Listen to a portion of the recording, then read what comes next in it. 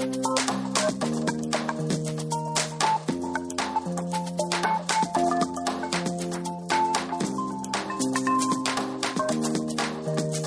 everybody, I'm Dr. Richard Day, and you are listening to the Chiro Business Mojo Podcast. I'm here, I have Dr. Haley alongside, and she recently wrote a blog post that I thought was really good. She sat down and brainstormed and observed and thought through things that we had done and observed in practice and other things that we've heard from other people, and she came up with a great list of 13 elements of what makes a successful chiropractic practice. So we're going to go through those now and let you guys know what we think those are. So do you want to go ahead, Dr. Haley, and introduce the first one? Before I get to that, I'm going to talk about, in the blog post, I talk about 2 reasons that doctors may not be getting these things right. So the first one is that the doctor just doesn't even realize that they need to be doing it, and that it's how critical it is to them for their success. And then the second reason is that they know, but they're not doing it. Either they've gotten lazy, or they're pretending it doesn't exist, or, you know, for whatever reason, they know they should, but they're not. Sometimes I think they just get comfortable. Maybe they're not lazy, but you get someone who's making enough money and they're about as busy as they want to be, and you get lazy. You or start maybe slacking. You've handed it off and somebody didn't catch the baton quite right. Maybe. Yeah. So these are the ideal elements that a perfect practice would have. And if you're a student, pay attention, because you can nail these off the bat. If you're 1 to 2 year, 3 years out, you might be missing something. Maybe you haven't, quite caught that system right. Then, reach out to us, or, Google that maybe. So this first one caught my eye right away, and I like it a lot because I have a background in retail sales, and being able to say yes is a big deal when you're in sales. And we are not in sales directly as chiropractors, but there are elements of persuasion that we have in common with salespeople. And why don't you go ahead and introduce this first one? Sure, I knew you'd like this one. It's called Frictionless Systems. Yes. Yes. Yes to everything. Yeah, when I was in sales, there's something called the momentum of yes. And that is, let's say a patient calls you up and says, "Are you open?" Yes. "Do you treat headaches?" Yes. "Do you take my insurance?" Yes. "Do you have openings for a practice or for a new patient today?" Yes. "I'm on my way. Could I come now?" Yes. I mean, each one of these yeses, according to the experts, you develop a momentum. You build on that. Now, obviously, in the real world, we can't say yes to everything, but any no or stop or is a maybe, and that's a point of friction. And people want easy. They want fast. They want convenience. And if you can create frictionless systems for that, then you're going to get a lot closer to having that patient come in. And then once they're in, it won't be a hassle to get treated and get out of your practice. Yeah. So the moment they answer the phone, you get them in. Their questions are answered. They schedule. They're given instructions on paperwork, and all is smooth. Same for when they come in for the appointment. The wait time is minimal, the exam and treatment are quick but thorough, and they're rescheduled for the next appointment. And then also on the back end, you are submitting their insurance or their billing, and your opening and closing and cleaning procedures are taken care of so that when they come in, it's clean and there's no issue. When they go to dry their hands, there's towels, there's soap. Maintenance, inventory, all of that is taken care of. Yeah, everything about that patient experience from the moment that they, see your website to the moment they come through your doors, get adjusted, modalities, whatever you do, to the checkout and the rescheduling, frictionless all the way. So if you've been in practice a while, take note of these frictions that might be happening in your day to day. And how can you take note of them, and then make a plan to put a system in place to ease that friction and keep up with how the practice should be run. Yeah, is there a bottleneck in the office somehow? Is it part of the process taking too long? There could be little things that you don't even notice. Quick story, I'll never forget. Haley and I were evaluating a practice for purchase, and there was an independent contractor in there, and we were talking to the owner, and I said, do you need to go take care of this patient? And he said, no, that's my independent patient, or my independent contractor's patient. And that patient sat there, and I said, isn't he going to come out and take care of that patient? He said, I don't know what his deal is, but he's very strict on his times, and he won't see anyone 1 minute before their appointment time. And I said, does he have anyone else right now? No. He was proving a point to that patient that he doesn't want you there if you're early. Well, that is a friction point, and for whatever reason, that is, I mean, that's the type of behavior. That's a behavioral thing, obviously, but that person was creating, whether he knew it or not, a unnecessary point of friction in that patient's experience. And I see this a lot, in Facebook comments that people, someone will come early or someone will come late. And in our practice, we just take them as they come. So if someone's late, we'll take the next person that shows up. And if someone's early, we see them when we're ready. So there's no issue, and there's an ebb and flow, and it all kind of works through, and we get them all in and take care of them, and everyone's happy. Everyone reschedules and move on to the next day. And to finalize on that, to the degree you can, the answer is yes to your patient questions. Yeah, and I think you'll see that your stress level will reduce when you can have a frictionless practice, which is nice.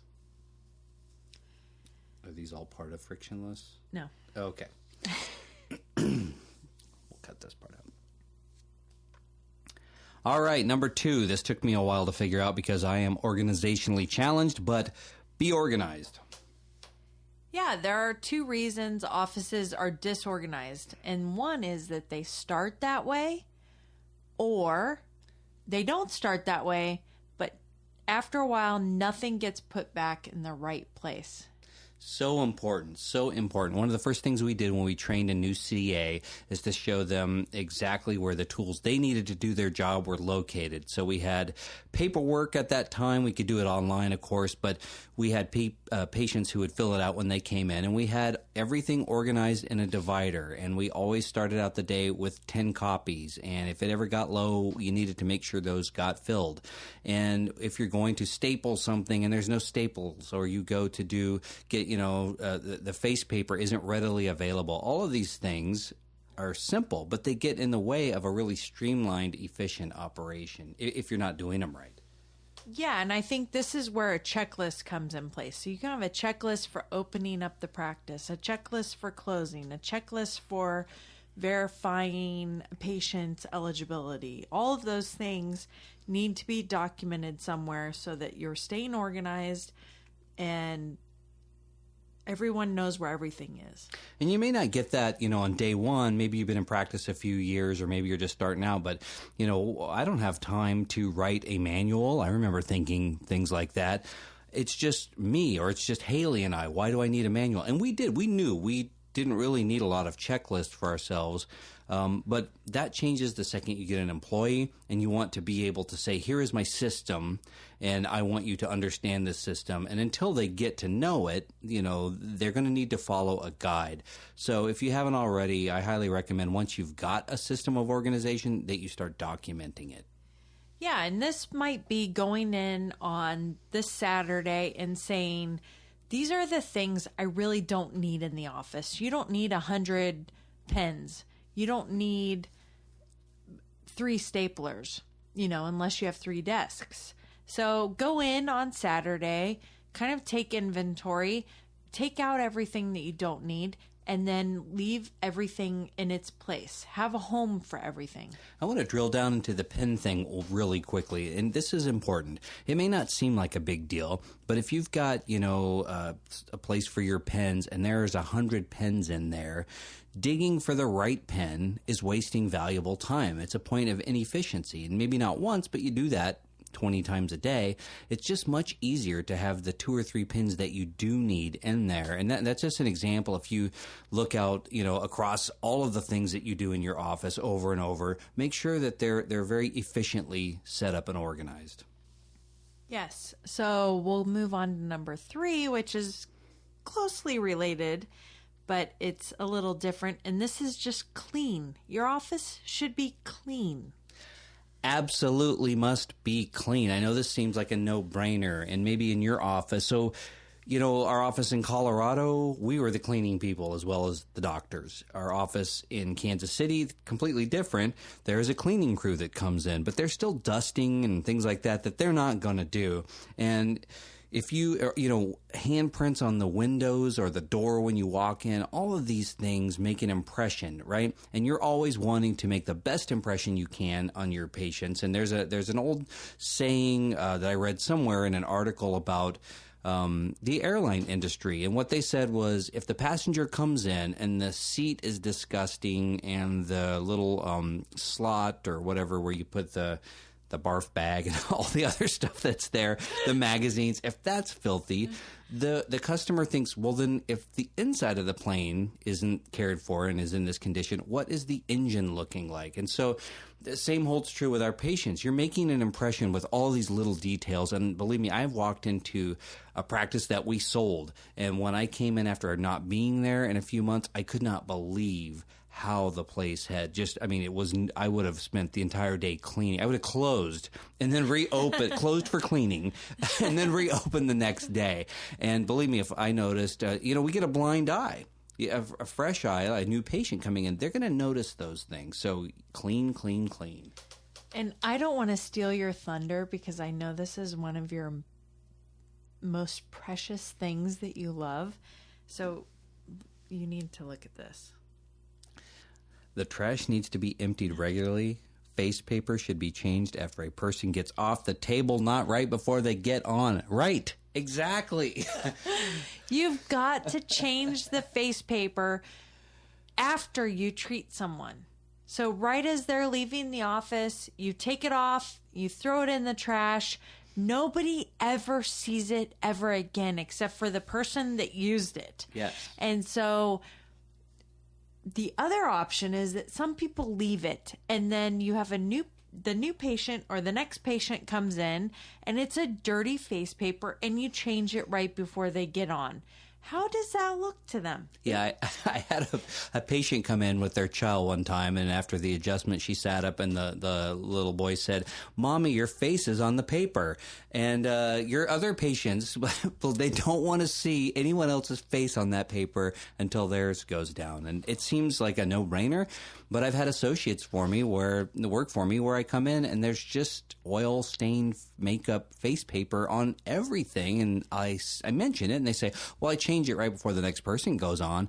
Yeah, but it looks bad. It's bad optics. Okay, so number 4 is energy. And we're not like real woo-woo. So it's not about having energy per se, but having a mood, an energy that is congruent with you, to your office. There should be you need to, like our office, we have Kansas City paintings and there's there's kids' toys. And so there's this energy to it that is reflective of who we are. And it's a whole separate podcast, but it starts with the look and feel of your brand, and this comes into the look and feel of your office, which is a brand. I mean, if you look at a McDonald's, they have a logo on the outside, but there's a thing going on inside as well they paid hundreds of thousands of dollars, I'm sure, for designers and surveys to come up with what is comforting and makes people want to buy more, eat more, stay longer.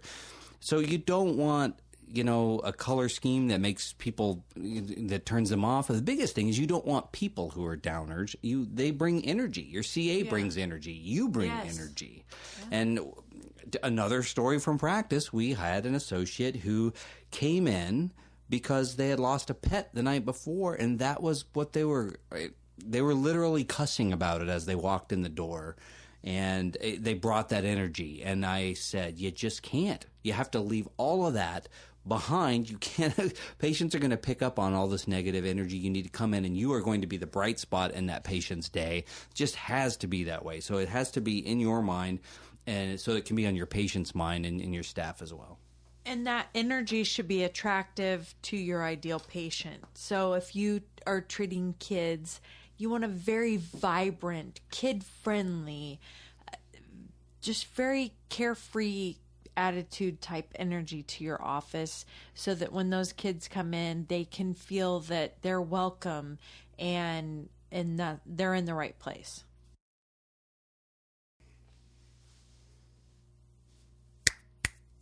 Yep, it's working.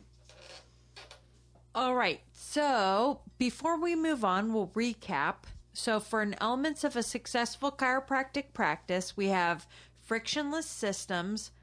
It's organized and clean, and there's the appropriate energy for your mood, for what's going on in that practice. So I can do all of those. Let me tell you where I can sometimes struggle, and that is in being thorough. So Haley, tell us about that. So once you set up your systems, you need to follow them, and you need to thoroughly follow your systems and complete your tasks as they pertain to office procedures and patient care. Taking shortcuts, being lazy, not following through, those are all reasons offices fail. You need to take notes, keep a log. Maybe you have, for us, that was, we kept a log for the x-ray, the processor, to make sure that it was cleaned thoroughly, every 6 or 8 weeks that we did. So if you're keeping logs or you're taking notes, you need to make sure you're keeping with that. Yeah, and it's an easy thing to do. I can't tell you how many times I've talked to different people in practice, and I say, what is your system for doing that? How do you remind yourself? And it can be as easy as saying, hey, Siri, or whatever your phone responds to. Set some sort of a reminder for you to do that. Set a calendar reminder in, your Google Calendar, whatever it happens to be. But whatever works for you, but there's got to be a way, and I do the same thing because I have struggled with being thorough in certain things. I just develop a checklist and make sure I go through the checklist, and it seems like I shouldn't have to do that, but I've realized that I do need that, at least initially, to make sure I'm doing it correctly and thoroughly. And maybe for this, you need an accountability partner, because Rich is not gonna hit it every day, and so he'll come home and I'll say, okay, did you do the payment summary report, or whatever it may be. You need to make sure that someone is keeping you on task. Yes, and yes. And in case you didn't notice, that's Haley in my world. She's keeping me on target. But it's a good thing. Someone needs to do it. And we have a really good synergy that way, where she keeps me in check and I keep her in check in her areas that could be better. And so if you don't have that, look around for someone who can do that for you, or And honestly, this isn't the fun area. I mean, this is not, oh my God, I'm in practice and I love this, printing this report every night. No. But it is what keeps it going. It is what gives you momentum. It is what makes it stress-free, because you're staying on top of your systems. And when you stay on top of your systems, everything works as it's supposed to, and then you don't freak out when things don't add up, or when, it's not working out towards the end of the month. If you have systems in place, you will hit those targets. Which brings us to number 6, and that is goals. You have to have goals. So, of course, when you first open, the goal is to get patients and not go out of business. And those are pretty easy. But once you hit that, the goal shifts to becoming profitable and stable. And then after that, it really becomes all about growth. And then maybe, if you continue to grow, maybe the goal becomes to get an associate so you can get more of your time or make more money. And then maybe towards the end of your career, it is to have an exit strategy. But you need to maybe begin with the end in mind, right? You want to map those things out. Yeah, I think one of the most, honestly, I think right now, if you do not have a vision for where you want your life to be in the next 5 or 10 years, you need to take a day, at least. If you have not gotten that far, you need to take a day. You need to think about these things. Where do you want your life to be in 10 years? Where do you want your practice to be 5 years, 3 years, 1 year? And in setting that vision and making those goals are the only way that you can reach them, because you have an idea of, it's a blueprint for where you're going. And you can't go anywhere without a blueprint. And while we're talking about goals, I think it's important to realize a couple things. Because first of all, well, how do I know where I'm going to be in 3 years, 5 years, let alone 10 years? Those are all good questions. It's like forecasting the weather. It gets a little, more difficult the further you project out. But it's still, at least when it comes to trying to have an overall goal, it's still worthwhile to put something out there. And then the other thing is that this doesn't mean that you can't change if things change in your life. And remember, we're always in motion and making changes. And the term I hear in the business world for this is pivot. Companies have to be able to pivot. That means stop what they're doing and turn and go a different direction based on new information that they've received. So that's fine. You're not locked into these goals. And the other thing is, by the same token, if you don't hit a goal, but things have changed, maybe you've changed your goals. And so you might be disappointed, at least initially, but know that the target can move. It can change, and you always want to reassess those goals. And don't feel bad about the ones that you didn't necessarily hit, because things are always, that the target is always moving, and you're always going to be updating that goals list. Yeah, and I think, like for Michael Phelps, does he just swim for fun? No, he has a goal. And every day is working towards that goal. And so that takes us to the next one, which is plans. So once you set your goals, you want to have plans to reach the goals. Yeah, and so now you know where you're going. You've set a goal. And you have to make a plan. Well, think about it, when you're, using Google Maps or whatever, and you want to go to Fort Lauderdale, let's say. Well, then you need the path that's going to take you there. You're not going to go the opposite direction. And so you start thinking, what are the immediate things I could do to get there, and laying out a strategy to get you there. And maybe you only know the first 3 to 5 steps. That's fine. As you go through those, you can start setting the next phase of what the goals you're going to want to hit are. And if you think about it, the analogy to the care plans that we set our patients up on, right? We have phase 1, and we've got those acute care goals, and then there's phase 2 and phase 3. So those are going to, as you move through it, you don't have to know all the phases right now. Just get phase 1 figured out of whatever you're doing, and you can set those in as you go. Yeah, and your treatment is the plan towards the goal. Right. So, I like that. Good job. Thanks. And so for us, we have quarterly goals, and we try to set one big event per quarter, and then a couple events that we'll go to per quarter in order to maintain relationships, build our networking, that kind of thing. But the one big event, and then one a year at our practice. So for when we were in Erie, it was having Santa in our office, or having a chamber event, or hosting another event in our office. So we always wanted to have something like that on the books that we were working towards, that we knew people would come to, that we wanted to have invites for, and really have a good build up for. So if you don't have something like that on your books for the rest of the year, go make a plan. Contact the chamber, contact your BNI group, contact the Rotary, and set up a talk, set up a ribbon cutting, set up something to bring people into your office, to invite people in. Yeah, really she's describing a marketing calendar, but put that together. Maybe your goals are, I'm going to do 5 social media posts this week, and we're going to do a talk, and, in February we're going to talk about whatever that month is, something related to healthcare. But doing something like that, and then hitting each of those goals at the appropriate times is a great thing to set up if you haven't already done that, as an example of goal setting. Okay, so I'm going to take us back through them. So we have frictionless systems, office that is organized and clean, has a great energy to it. We follow systems thoroughly. We have goals and the plans to reach those goals. And the next one. Checks and Checks and balances.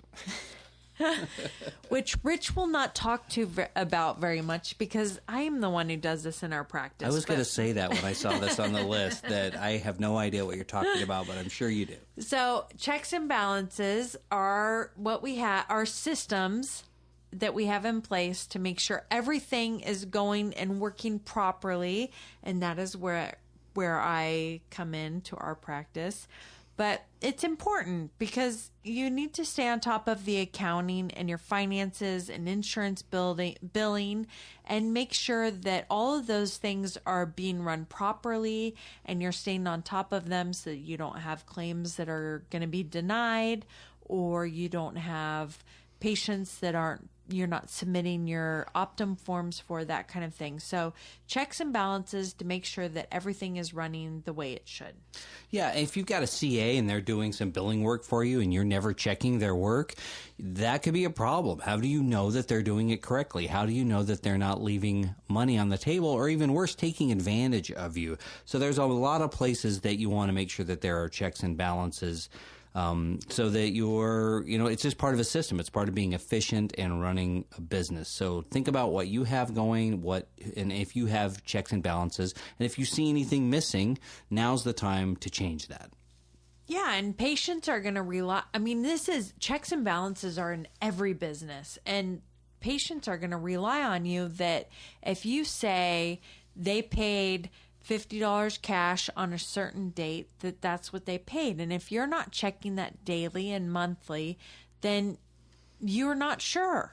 So when someone calls you and they have a question about it, you are not going to be able to follow through on that, or you're not going to even know. Whereas in our practice, we do have checks and balances. And so we know when someone calls and says, no, there's no way I paid cash that day, or I didn't pay, or, that we know that what we did was very thorough and that we made the correct checks and balances to make sure that our systems were right.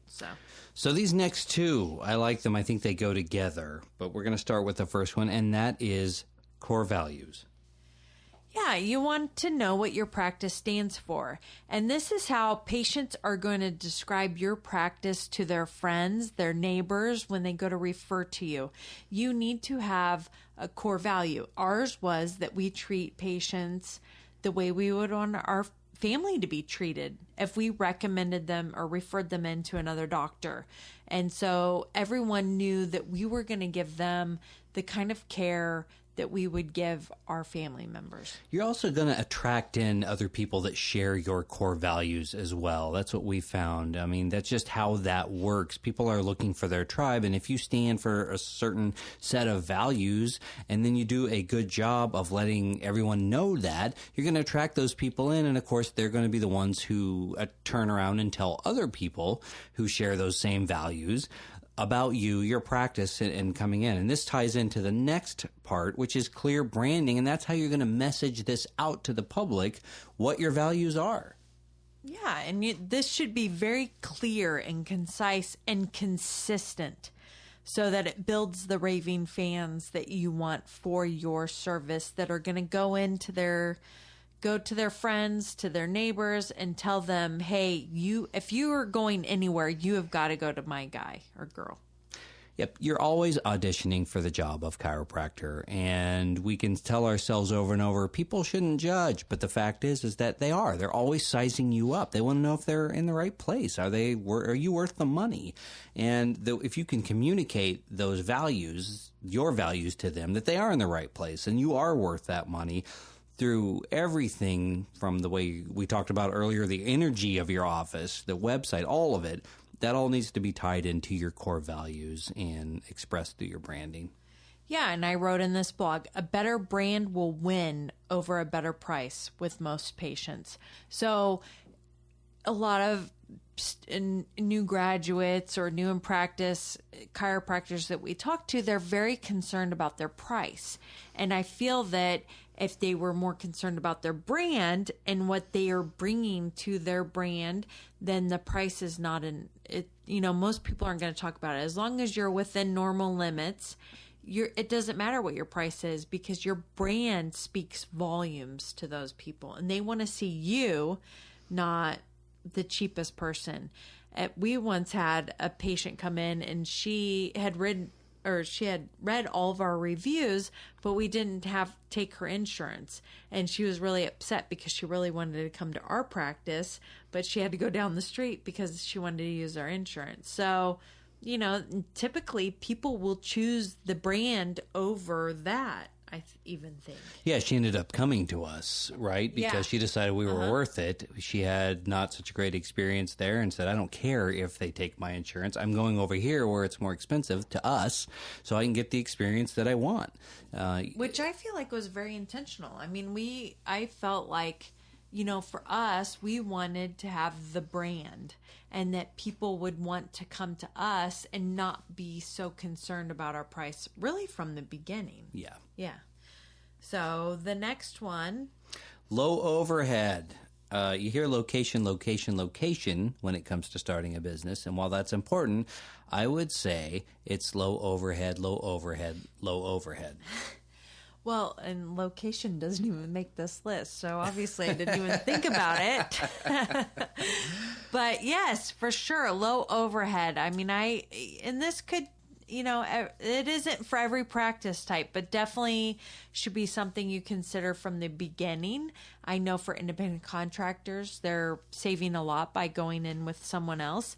And I think low overhead is, for us, when we were looking at places to open, we did not want to have to afford for that. We didn't want to have to get that many patients in. We would rather have a low overhead and, and a better lifestyle for our family than to work the hours or see the patients necessary to pay and the overhead that it would take to be in a very visible strip mall or larger office building.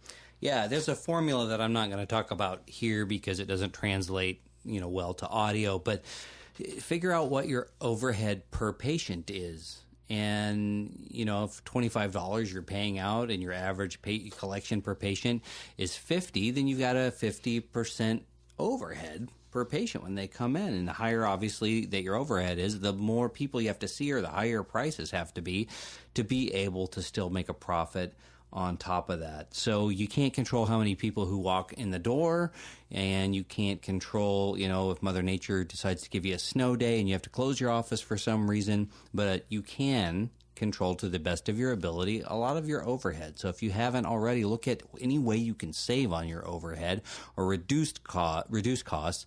And if you're starting out, really consider the return on investment of any piece of equipment you buy for your office. There's a lot of things you buy that may not really translate into more patients or higher collections per patient. So maybe it's something that you don't actually need. And so that takes us to the next one, which is we think you should have a mentor or a mastermind, somebody who can kind of talk you through a process or a system or a problem that you might be having. But you can be held and at the same time, they hold you accountable to what you should be doing. Are you taking Thursdays and Fridays off? Maybe you should work a little bit. Yeah, it doesn't have to be a paid coach or anything like that, but someone that you can trust to give you good advice. And there's a lot of ways to do this, but I'll tell you some ways that I think are definitely not great ways. Well, I guess it's not definitely right. Here's I'll go ahead and say this. You can go on a social media Facebook group and say, hey, what does everyone think about this? And you might get 30 responses. And I bet you 20 of them will be different, or 25. And there's a core group who probably are right about something. But it's really hard when you don't know to figure out who has got it right and who doesn't. And I have noticed that a lot of people are not shy about rendering an opinion, even if they have no idea. They'll say, I'm not sure, but I think that Medicare allows blah, blah, blah. Well, that's nothing that you can you can't go make a plan on this thing that someone told you on Facebook that they think. That's just one example. It doesn't have to be Medicare, but you need to find a qualified mentor. It's different than what you heard from the group on Facebook. For sure. And stay tuned because I have a podcast labeled Things You Shouldn't Ask on Facebook. Good. I'm looking forward to that. But for sure, you need to know your source. I mean, this is elementary. Like, I remember when I was in English at Pepperdine and it was, who's writing the story? Where are you getting your information from? And when you ask in a Facebook group, I saw once someone asked a question and the first 5 answers were completely wrong. And you just never know. And so you want to make sure that the person you're getting your information from is a reliable source. And a lot of times the answer is ask your state association. And then there's other people, and you need to know that the source that you're going to also, what are they best suited for? Because I've had mentors and they may not be able to answer a Medicare question, but they can answer a treatment question. So I think it's just knowing, what you can ask that person and who you need to go to when you need to ask, a type of question. And something to keep in mind with mentors is there's some things that are real black and white. Can I do this or can't I? Like maybe it's a compliance question. And there's a lot of black and white, and sometimes there's gray. For example, some things are state dependent. Can I give a time of service discount? Well, in some states you can, but in others you can't. And in some states it's 5%, in others it's 15%. So that's it, and it depends. But there's another big depends, and it's sometimes for other questions that aren't black and white, it depends on you. It depends on what you can do and what you're capable of. What is right for me isn't right for you, isn't going to be right for the next person.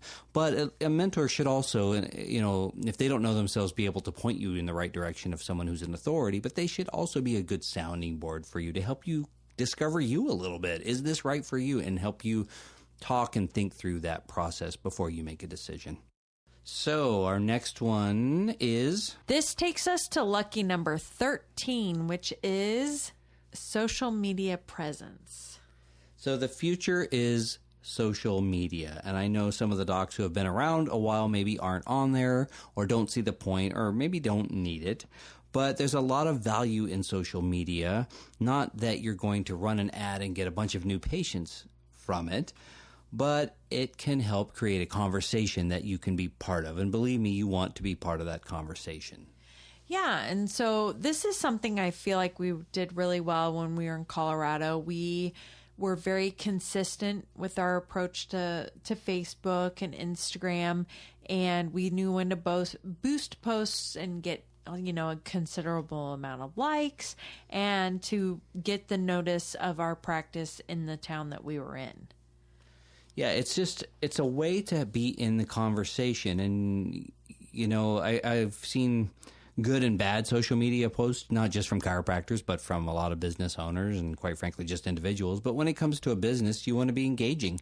You want to give people something to talk about, something they can relate to, and maybe have a conversation about. You want to ask a question, but because that can get more engagement. But the point is you need a presence of some sort on there for a couple of reasons. One of the things that Google looks for when it's deciding whether or not you're important is, are you linking to anything? Is anything linking to you? Well, if you can link to your Facebook post, which links to your Instagram, that pass-through clicking ability is one of the things that Google Analytics looks for. So it helps you be found in a number of ways beyond just posting information to people who know about you or don't know about you. It helps to grow the awareness. Yeah, and I think, some people are trying to hide from this and they have their name different than their real name. And, it just starts to come people are looking for your practice, and then they want to link from your practice to you, and then to your website, or, to see that you're a normal, likable human being that has, normal things, or something that draws them to you. Well, it goes back to what we talked about earlier, which is core values. Yeah, they're going to get to know you through what they see in that social media presence that you have and that you're cultivating, and then they'll have an idea of what you're about, your core values, and if they relate to them, that might be the beginning of a conversation. Or let's say somebody says you should go see my doctor. Dr. Day is really great. And then that person goes and does a little Googling or Facebook stalking and finds Dr. Day and says, oh, yeah, he does seem great. Or, hopefully that's what they say. Yeah, I mean, and it seems wacky, and I think 10 years ago it was very creepy, but today it's just common. And, if I go to find a dentist for my family, then I'm going to look at the dentist website or Facebook page, and I'm going to read reviews, and I'm going to maybe even try to link to her personal and see that she has a family, or, whatever people do, they're looking for people that they feel like they connect to. So I think you need a social media presence. Your practice needs a social media presence, and it needs to be something that people can stumble upon and feel good about, that you're their chiropractor. All right. So we ready to recap these? Sure. Okay. So we have, the first one is Frictionless Systems. Yes, yes, yes. You want to be organized, definitely organized. And part of that is you want to also be clean. Your place should be tidy. You should be ready to go at all times. Yes. And you want to have a good energy about your practice that speaks to your ideal patient. And you want to be thorough about the systems that are going on in your practice. You want to set goals. You want to have not only marketing goals, but what are your personal goals? Where do you want to be in a year, 3 years, 5 years, even 10 years out? And what are the plans that are going to get you to reach those goals? Who are your checks and balances? Who does that for you? Do you need that? Yes, you do. So make sure you have those systems in place. And do you have core values to your practice? Is it something that people would notice off the bat? And is it how they would describe your practice to their friends and family? Right. And have you given them, through your branding, a window, some insight into those core values to help people know what you're all about and be able to either come in as new patients or refer new patients? And you want to keep your overhead low, so you can take home the money. Do you have a mastermind or a mentor or someone who has a qualified opinion, a trustworthy opinion that can help guide you with the big picture and even the day-to-day stuff? And do you have a social media presence? Can someone find you with a Facebook search or a Google search so that they can see who you are and all those other great things about you, your branding, your values, and who you seek to serve? So there you have it, 13 ideas, things that you should know, which we think are the elements of a successful chiropractic practice. As you are working through this list, if you feel like there are things if you're a student and you feel like you have no idea where to start with these things, I recommend the Chiro Planner, or even joining the foundation, which is our library of resources for those that are looking to start a practice in the next 3 to 6 months. Or if you've already been in practice, you don't have a mentor or mastermind, and you really want some extra help, set up a strategy call. We have a link on our lifestylepracticebuilders.com website that you can set up a strategy call. We will work through some of your issues, give you a strategy for the next 3 months, and give you some insight as to how you can turn some of these things around and get that momentum that you need to be in practice and succeeding and doing well. So your success is our goal, and we're here for you.